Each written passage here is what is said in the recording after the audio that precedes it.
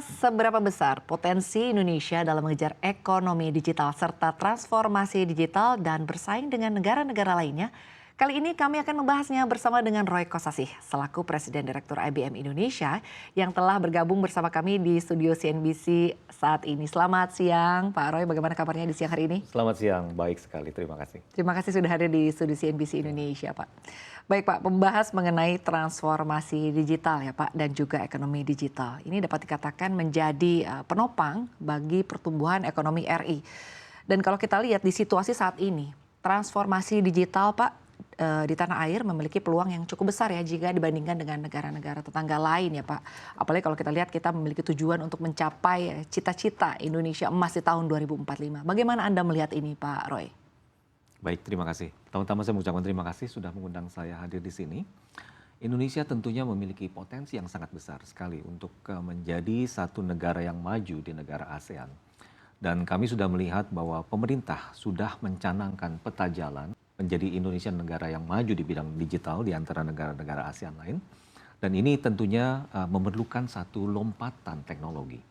Dan lompatan teknologi inilah yang terbaru, yang salah satunya mungkin kita sudah mendengar, itu seperti quantum computing atau bahkan yang sekarang sedang banyak diminati oleh orang-orang itu yaitu mengenai kecerdasan buatan atau artificial intelligence atau lebih gampang kita sebut sebagai AI.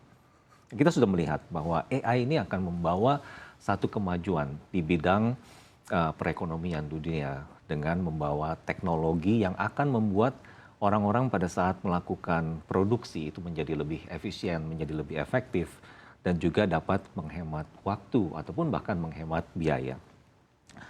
Dari pemerintah sendiri juga sudah kita melihat bahwa ada satu gagasan bahwa dari Bappenas contohnya itu sudah memperkenalkan visi Indonesia Emas 2045, di mana salah satunya bahwa kita akan memasuki satu era bahwa akan ada pertambahan nilai yang akan dibawa oleh AI ini sebesar 150 billion ya 150 miliar US dollars itu sebagai bagian dari GDP growth kita, sebagai bagian dari pertumbuhan ekonomi GDP di tahun 2025 tersebut. Nah, di sinilah peran AI itu akan sangat membantu. Untuk itu kita harus segera bersiap bahwa penerapan teknologi ini akan terus berkembang dengan begitu cepatnya sehingga kita harus mempersiapkan talenta ataupun juga tools ya peralatan-peralatan yang dibutuhkan untuk dapat mengadopsi dan menerapkannya secara cepat, tepat dan benar. Baik, artinya memang AI ini memiliki peran yang cukup penting ya Pak. Apalagi tadi Anda menyampaikan bahwa ini bisa memudahkan, lalu juga menghemat waktu, dan juga ini bisa turut mendorong lah ya pertumbuhan perekonomian untuk di tanah air khususnya. Lalu sebetulnya Pak, berbicara mengenai hambatan dan juga tantangan-tantangan ya Pak, yang dihadapi seiring dengan upaya untuk transformasi digital di tanah air jika dibandingkan dengan negara lain. Apa saja Pak tantangan-tantangannya? Tantangannya kalau kami melihat adalah pertama di sisi manusianya atau bagaimana pelaku-pelaku bisnis itu dapat bekerja sama dengan pemerintah dan juga dengan berbagai macam sektor itu untuk mempersiapkan talenta-talenta yang kemudian bisa dapat mengoperasikan penerapan teknologi yang selalu berkembang dengan begitu cepat. Di IBM itu pada saat beberapa waktu yang lalu, CEO dan chairman kami, Mr. Arvind Krishna itu sudah mengatakan bahwa beliau itu berkomitmen untuk melakukan pembelajaran atau memberikan training untuk 2 juta orang di seluruh dunia untuk AI, khususnya untuk masyarakat yang marginal atau yang memang underprivileged.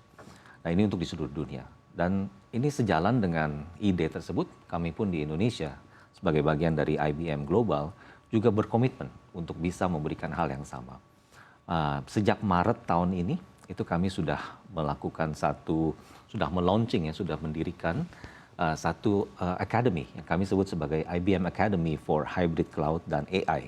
Di mana kami pun berkomitmen itu juga untuk melakukan pembelajaran, untuk memberikan keterampilan kepada masyarakat Indonesia, khususnya para mahasiswa yang tergabung dalam program Kampus Merdeka yang dicanangkan oleh Kementerian Pendidikan dan Kebudayaan RI, di mana kami memberikan banyak pemahaman dan juga mentraining dan mempersiapkan talenta-talenta digital khususnya di bidang hybrid cloud dan juga AI.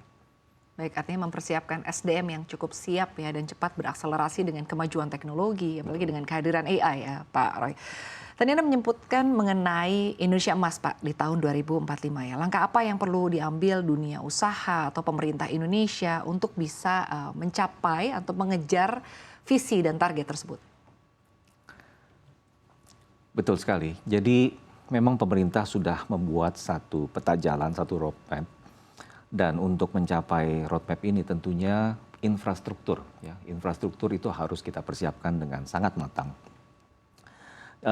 Tadi saya sudah mengatakan bahwa yang kami coba perkirakan di beberapa tahun ke depan ini, eh, pesatnya perkembangan teknologi itu akan begitu besar sehingga kita harus mempersiapkan talenta sebagai salah satu infrastruktur kita dan juga beberapa infrastruktur lainnya seperti kemudahan IoT, Internet of Things, itu pun juga harus dipersiapkan dan juga beberapa regulasi yang harus kemudian dibangun, diterapkan dan dikembangkan oleh pemerintah dan juga oleh pihak swasta. Kita sudah juga pernah mendengar di salah satu kesempatan di IBM Consulting Forum yang kami lakukan di kurang lebih bulan lalu, itu kemudian kami ada dapat satu pembicara, Bapak Rudi Salahuddin yang merupakan Deputi Minister ya, Deputi Minister untuk koordinasi Kemenko dari RI itu mengatakan bahwa ada potensial bahwa dengan penerapan AI ini akan membuat satu pertambahan nilai sebesar 244 miliar US dollar.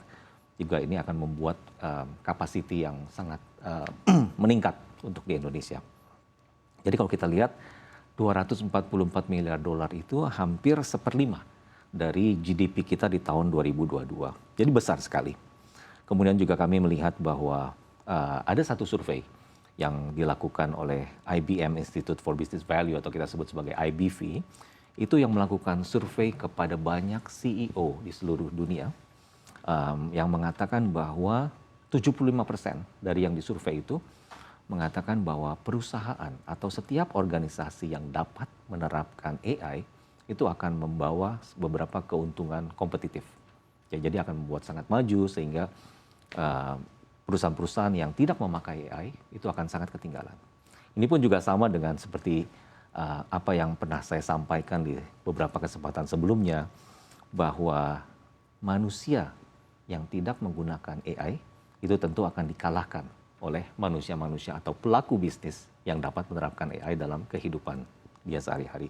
Disitulah makanya kami coba untuk melihat bagaimana kita bisa mempersiapkan banyak infrastruktur untuk mempersiapkan kemudahan dari masyarakat Indonesia dan pelaku bisnis untuk dapat beradaptasi dengan segera dan meningkatkan keterampilan mereka sesuai dengan juga perkembangan teknologi dan bahkan dalam hal ini adalah perkembangan teknologi di bidang AI tersebut. Baik, artinya masih ada beberapa PR ya Pak ya akan terus dikejar Pak. Tadi Anda menyampaikan ada infrastruktur, lalu juga ada SDM juga ya Pak ya. Terkait dengan SDM, bagaimana Anda melihat SDM untuk kesiapan dari bagaimana kita berhadapan dengan AI khususnya untuk di tahun 2023 ini bahkan mungkin untuk di tahun 2024 ke depan? Saat ini kalau kami melihat interest yang sudah ada itu begitu besar. Terutama kalau kita melihat sedikit sebagai contoh dari kurang lebih 1 tahun lalu sejak peluncuran. Mungkin kita banyak tahu di sini mengenai ChatGPT ya. Menjadi membuat tahu-tahu seluruh masyarakat itu jadi terbuka matanya. Sehingga setiap orang pun sekarang berlomba-lomba menggunakan. Mungkin saya rasa banyak dari kita di sini sudah mulai menggunakan ChatGPT dalam kehidupan kita sehari-hari. Dan dengan itu memang penerapan teknologi yang begitu besar, kita harus segera mempersiapkan dengan begitu lebih cepat. Nah, masyarakat ini banyak mencoba untuk melakukan self-education, ataupun juga kadang mencoba melihat bagaimana bisa mengadopsi melalui platform-platform yang tersedia secara online, ataupun juga bisa melalui beberapa kursus-kursus ya, yang sudah disediakan oleh pemerintah. Termasuk juga adalah peran dari pihak swasta dan pihak pemerintah untuk bisa bersama-sama membuat satu platform untuk bagaimana kita bisa memperkenalkan teknologi ini dan juga bersama-sama membuat program untuk pembelajaran kepada masyarakat supaya mereka pun bisa dengan cepat untuk mengadopsi dan membangun keterampilan mereka untuk melakukan hal tersebut. Baik, artinya dibutuhkan kolaborasi dari berbagai pihak begitu ya, peran swasta dan juga peran dari pemerintah.